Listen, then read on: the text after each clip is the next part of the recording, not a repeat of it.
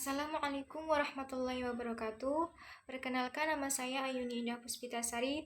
Saya dari program studi ilmu Al-Quran dan Tafsir kelas 2C, NIM 201111083. Di sini saya akan menjelaskan penafsiran Quran Surat Al-Isra ayat 23 dan 24 dengan rujukan kitab tafsir Jalalain karya Jalaluddin Al-Mahali dan Jalaluddin As-Suyuti.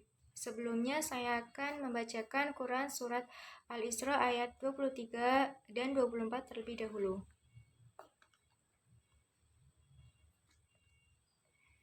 A'udzu billahi minasyaitonir rajim. Bismillahirrahmanirrahim. Wa qada rabbuka alla ta'budu illa iyyahu wa bil walidaini ihsana. Imma yablughanna 'indaka al-kibara ahaduhuma aw kilahuma فلا تقل لهما أف ولا تنهرهما وقل لهما قولا كريما واخفض لهما جناح الذل من الرحمة وقل رب ارحمهما كما ربياني صغيرا صدق الله العظيم.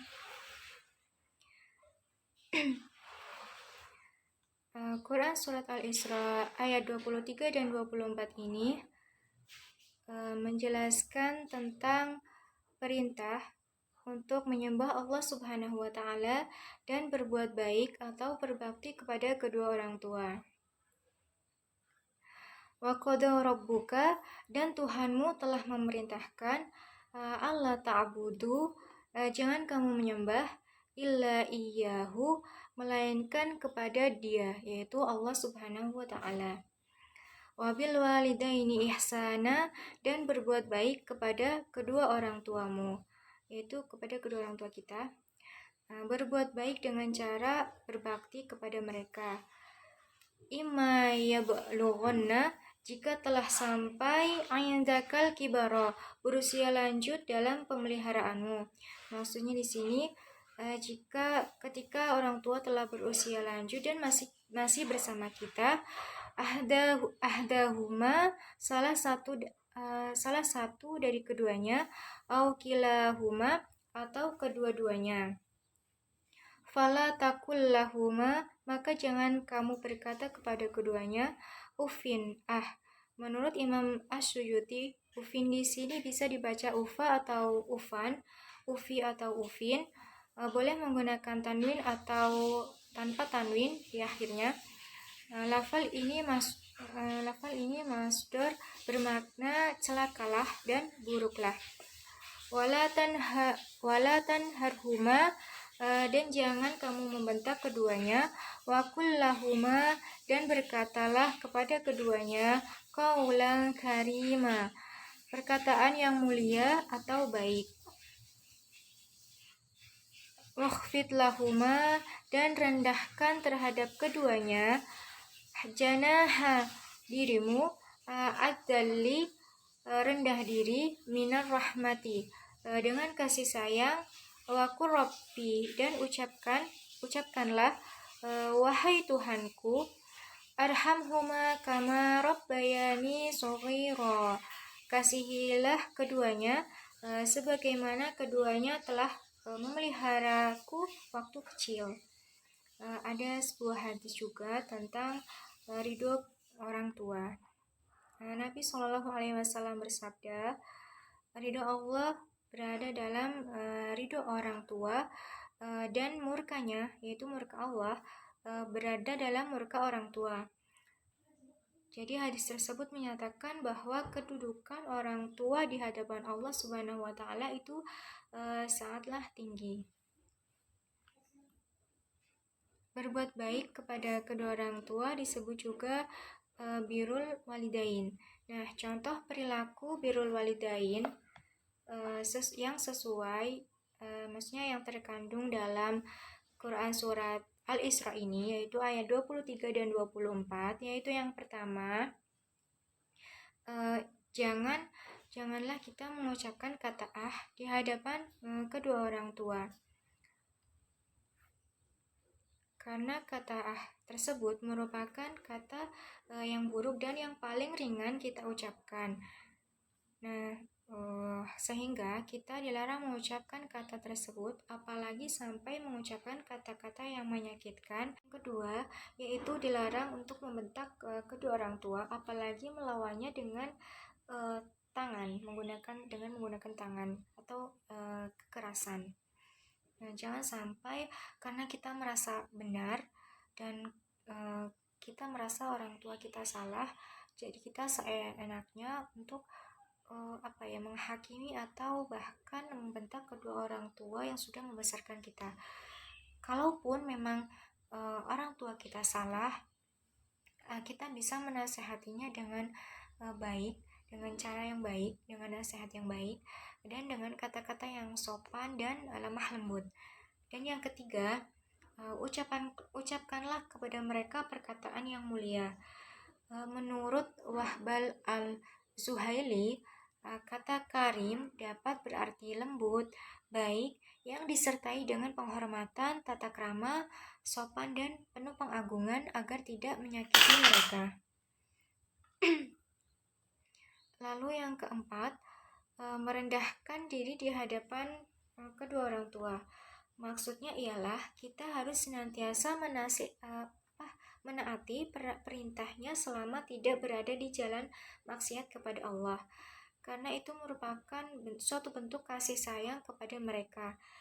Dan jangan pernah kita merasa tinggi dengan ilmu atau kekayaan yang kita miliki di hadapan mereka. Dan yang terakhir, yaitu yang kelima, kita harus senantiasa mendoakan kebaikan untuk mereka dan meminta supaya Allah Subhanahu wa Ta'ala mengasihi mereka seperti mereka mengasihi kita sewaktu kita kecil. Sudah semestinya kita senantiasa mendoakan kedua orang tua kita, entah ketika mereka masih hidup ataupun ketika mereka telah meninggal dunia, karena mereka telah merawat kita sejak kecil, bahkan sejak kita masih dalam kandungan hingga saat ini. Dalam sebuah hadis ada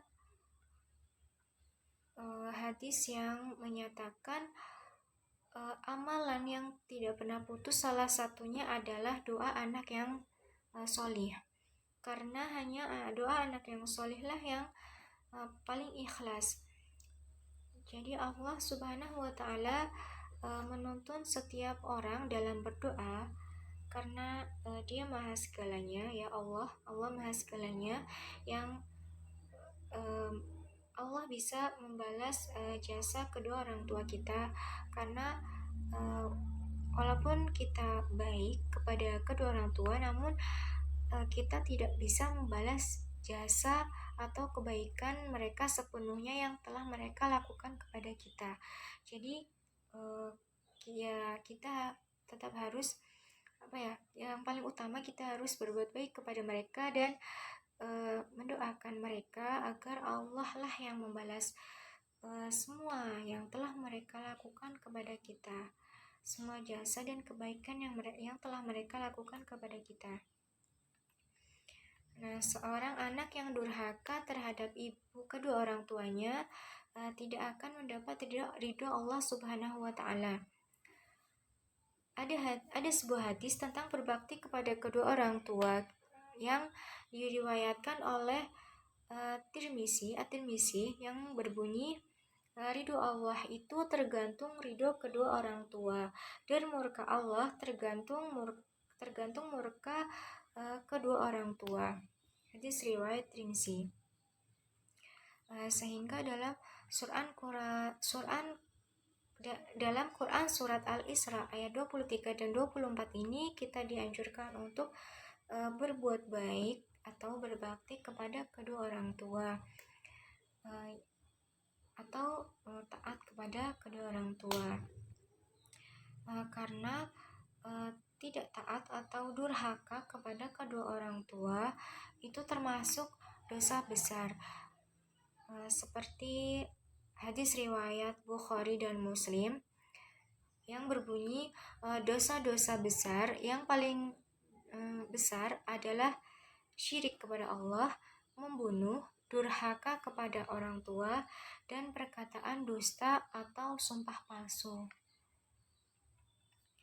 Adapun suatu hadis yang mengingatkan kita untuk selalu hormat, mencintai, dan berbakti kepada orang tua juga disebutkan dalam hadis riwayat Ibnu Majah, An-Nasai, Ahmad, dan At-Tabrani bahwasanya Muawiyah bin Jahimah datang kepada Nabi Muhammad SAW. Lalu ia berkata, "Wahai Rasulullah, aku ingin berperang dan aku datang untuk meminta petunjukmu." Nabi Muhammad SAW bersabda, "Apakah engkau memiliki ibu?" "Iya," jawab Muawiyah bin Jahimah. Lalu Rasulullah bersabda, "Menetaplah dengannya, karena sungguh surga di bawah kedua kakinya." Nah, sekian, kurang lebihnya mohon maaf. Wassalamualaikum warahmatullahi wabarakatuh.